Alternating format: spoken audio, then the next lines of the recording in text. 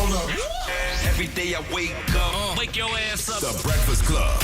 Y'all finished or y'all done? We are the Breakfast Club. Let's get in some front page news. What's up, Mimi? Good morning, Envy. Jess, Charlamagne, how y'all doing this morning? Peace, Good morning. Mimi. Good. Good morning. All right, so we start this morning on day 36 of the government shutdown. It is now officially the longest U.S. running shutdown in history, and the ripple effects are spreading everywhere. So after more than a month without a deal, millions of Americans are feeling the fallout, from parents who can't send their kids to preschool, to families struggling to buy groceries, to federal workers missing yet another paycheck. On Capitol Hill yesterday, Senate Democrats once again rejected a short-term funding bill. Now, this is the 14th failed vote so far.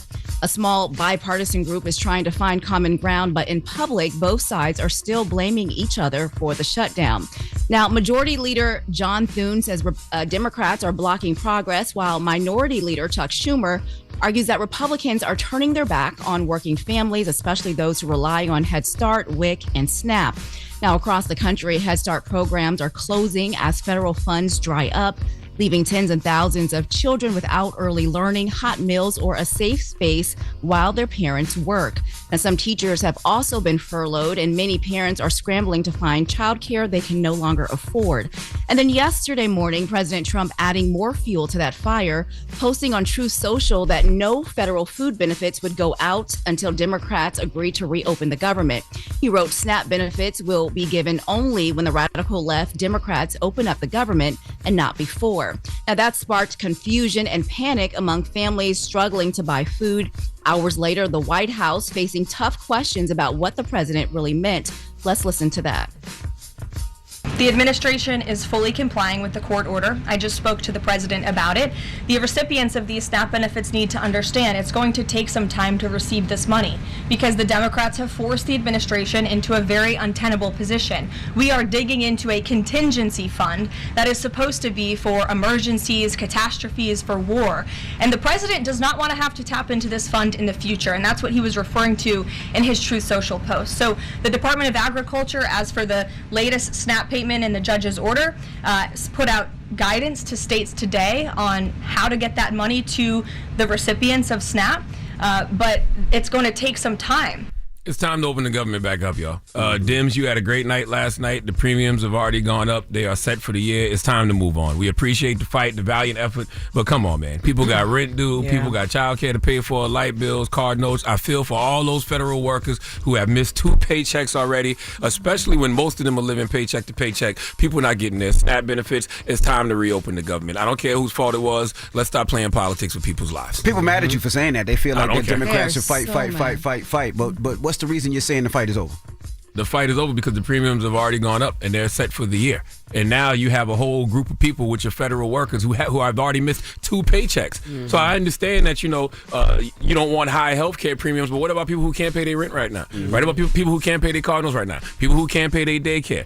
I don't care whose fault it is or was. Let's stop playing politics with people's lives, man. Let's reopen the government.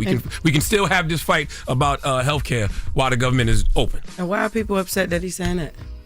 Because he's saying like the Democrats are giving up and they just give in to what the Republicans are doing. But what he's saying is the premiums already got to a point where you're fighting for not much of anything. And Republicans are back up so people could pay their bills. Republicans are not going to give these people no concessions. They're just not. Like they are cool with letting people starve. Right.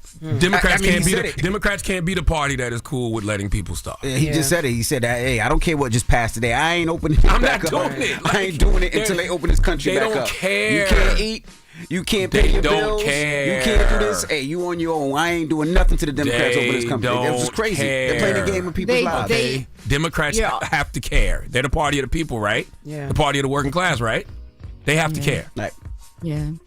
And really quickly, there's another dire warning that's still coming from the Transportation Secretary, Sean Duffy, who says some parts of the country could see airspace shut down, and air traffic controllers, as they go without another check, they're still calling in sick. Let's listen to what he had to say.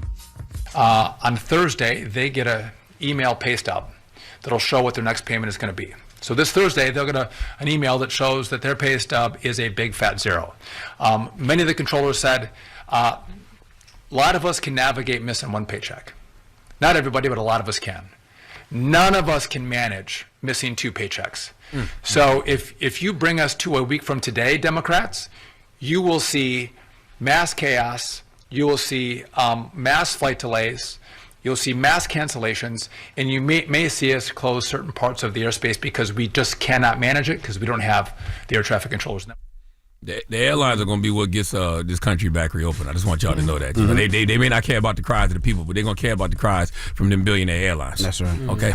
Yep. Yeah, absolutely. All right. Well, coming up at 7, actually, there are some retailers who are doing things to make your holiday season a little bit brighter and a lot more cheaper. We'll talk a little bit about that. Holidays? We talking holidays at a time like this? Cancel Christmas. But this is good holidays. This is to help keep money in your pocket holidays. Yeah. Okay. All right. Everybody else. Christmas might be canceled this year, y'all. I've got a feeling. Yeah. You know how you ever heard somebody say, cancel Christmas? Oh, This might be the year. Yeah. Might be doing it this year. Morning, everybody. It's DJ NV, Jess Hilarious, Charlamagne the guy. We are the Breakfast Club. Let's get back to some front page news. What's up, Mimi? Good morning, NV, Jess, Charlamagne. How y'all doing this morning? Good, girl. Good. All right. So we start this hour with election results.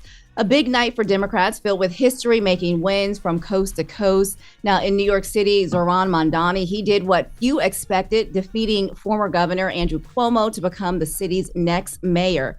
Now, more than 2 million people cast their ballots in a race that began as a long shot. Mamdani climbed from the bottom to the top of the polls to score an upset victory in both the primary and the general election.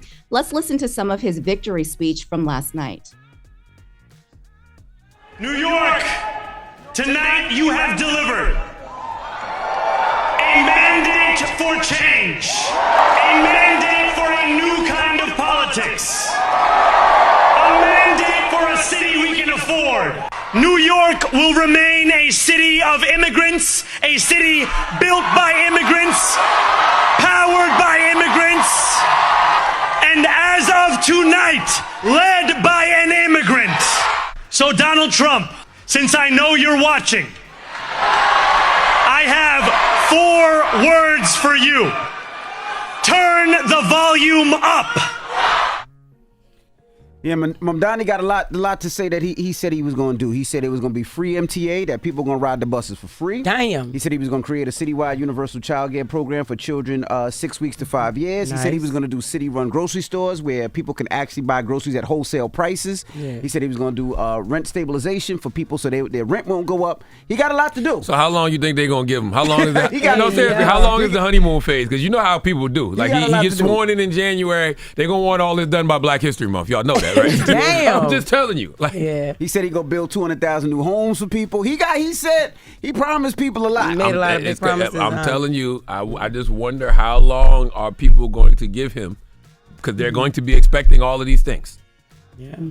And Well, he talked about that in his speech. He said there's high expectations and he was going to keep all of those expectations and do everything. He said that last night. not if Donald Trump got anything to do with it. Listen, I just want y'all to know that the government overreach from the Trump administration is going to be insanity. The White House tweeted out last night the New York Knicks logo, and it said, "Trump is your president," in the shape of the New York Knicks logo. Yeah. So, like, did you see that? Yeah, I did. Like, Zohran is going to be Donald Trump's public enemy number one, for the next year, because he's going to make him the face of the Democratic Party and let everybody feel like if this is what y'all go out and vote for in the midterms, y'all going to get this socialism. Watch. Y'all going to get this communism. Watch. He promised a lot. I hope he can come through with all the things that he promised. But he promised a lot, and let's see if he can make good on all the things that he promised.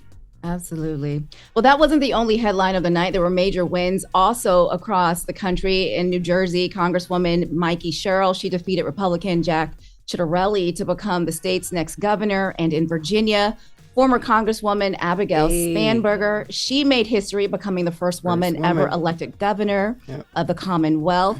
And out in California, voters overwhelmingly approved Proposition 50. That's Governor Gavin Newsom's plan to allow the legislature to redraw congressional maps and add several Democrat-leaning seats before the 2026 midterms. Now, I spoke with California Assemblymember Isaac G. Bryan just after those results came in here in California. And he represents Black communities like Crenshaw, Baldwin Hills, Ladera Heights. And he says Prop 50 isn't just a win for Democrats, but it's a stand against efforts to dilute the Black vote. Let's listen to that. Prop 50 will help us restore the balance of power in Congress. Donald Trump called down into Texas and told Governor Greg Abbott that he was entitled to 5 additional congressional seats. Here in California, we redrew our maps to offset the harm coming out of Texas and add 5 additional Democratic seats, effectively nullifying that ask of Donald Trump. But we had to meet fire with fire in this moment. We're past the days of turning the other cheek or choosing a moral high ground that doesn't really exist. When they go low, we've got to squabble up. Now that right there, I'm gonna be honest with you, Mimi. Out of all of the things I saw last night, I'm not even gonna front. That might be my number one because it took a lot of political courage that I didn't think Democrats had to actually do that. Yeah, they did that. And as Gavin Newsom pointed out, they did it in a 90-day sprint, right? Like they galvanized everybody and they were able to bring out the vote. And even like the long lines that you saw in New York, we had long lines here in California. So, it was overwhelmingly passed. So people really want to make sure that the balance of power is fair as we head into the midterm election. So do you think Texas is going to do it now? Do you think Texas is going to go ahead with it? Okay. Oh yeah, and other states are also going to do it. I mean, I don't know where this will end because people will continue to redraw maps in order to kind of balance out the midterm election. So we'll see what happens because I don't think this is the end of it. We'll continue to see more. And then what you were just speaking about, some of the exit polls were showing that the economy topped the list of the most concerns for voters. So in all 3 major races, people are more concerned about the price of the living, not being able to afford their bills. And so as you vote, they ask you questions about, why you were here, what you wanted to see, and the economy was number 1 for most people. So. And now to a story that is still developing this morning. A UPS cargo plane crashed just after takeoff at an airport in Kentucky. At least 7 people are dead and several others are hurt after the plane loaded with thousands of gallons of jet fuel. It went down near 2 businesses, setting off a massive fire and sending thick smoke into the sky. Now, officials say 2 workers from a nearby auto shop are still missing, and a shelter-in-place order remains in effect for neighborhoods around the airport. Investigators from the FAA, the NTSB, are on the scene this morning looking for what caused the crash, but early reports suggest that there may have been an engine problem during takeoff. Now, Kentucky's governor, he called it a catastrophic crash and says the number of victims still could rise as they search through that wreckage. So that's horrible, man. They say they don't know how it happened, right? Yeah, they don't know yet. They're still investigating. So. Oh Lord. I know. God bless those people, man. Sending healing energy to their families, man. God bless their souls, man. That's horrible. That's a horrible, horrible crash there. And in lighter news, as I was speaking about earlier last hour, Thanksgiving is just a few weeks away. Families are thinking about what to put on the table. And this year, grocery stores are rolling out big deals to help stretch every dollar. So Amazon is rolling out a Thanksgiving meal for 5 people for just $25. That includes an 8-pound turkey, classic sides, plus your choice of a pie. Now, orders for that, they start next week, November 12th through Thanksgiving Day. Walmart is also bringing back its Thanksgiving basket for a 3rd year. It feeds 10 people. Yep, for $40. That's about $4 a person. They have more than 20 items on their menu, and that includes a 13-pound turkey. And Aldi is also matching the competition with its own $40 Thanksgiving, down from $7 last year. Other retailers are jumping in, Costco, Lidl, and Lidl is offering a Thanksgiving meal for $36. And a turkey for as little as 25 cents a pound. So experts say these deals are more than just marketing. They're trying to help families budget ahead of the holidays as we maneuver through a government shutdown and loss of SNAP benefits. Absolutely. That's what's up. That's actually dope. I'm actually happy to see that these stores or, grocery stores and all that, they taking initiative to help families, because we was talking about canceling Christmas, but Thanksgiving, people still got to put food on the table for their families, you know what I'm saying? Just to honor the holiday at least, Yeah. So I learned something about myself as I got older, though. Oh, God. I don't love Thanksgiving food, yo. What?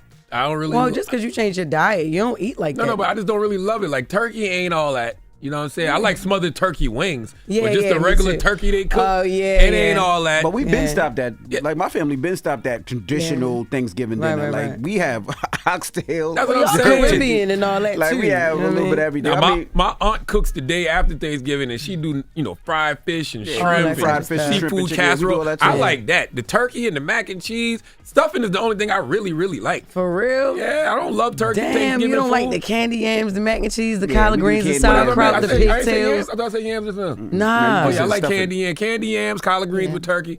But the mains, the turkey and the mac yeah. mac we and been cheese. stopped that years ago. Like we don't like we do everything. Fried fish, we do shrimp, we do Right. oxtail. Like we like you won't see. We might get a piece of turkey for the kids that just say they had it, but we don't do that. Nope. Damn, I feel crazy. I'm like, man, I can't wait for the turkey. You got deep fried turkey. You got lemon pepper That's turkey. what I was gonna say. You Deep fried turkey is the best. Honey Yeah. glazed Sometimes turkey. we jerk the turkey though. Sometimes, but Come on, Envy. Come on now, I'm talking buddy. about like Come jerk on, chicken. don't jerk you a know what? turkey. Forget We it. not Thank you, doing Mimi. that. Thank you, Mimi. All right, y'all. Well, that is your front page news. I'm Mimi Brown. Follow me at Mimi Brown TV for more stories. Follow the Black Information Network. Download the free iHeartRadio app and follow or check out BINnews.com. All right. Thank you, Mimi. Thank you. Thank you. Hold up. Every day I wake up. Wake your ass up. The Breakfast Club. Y'all finished or y'all done?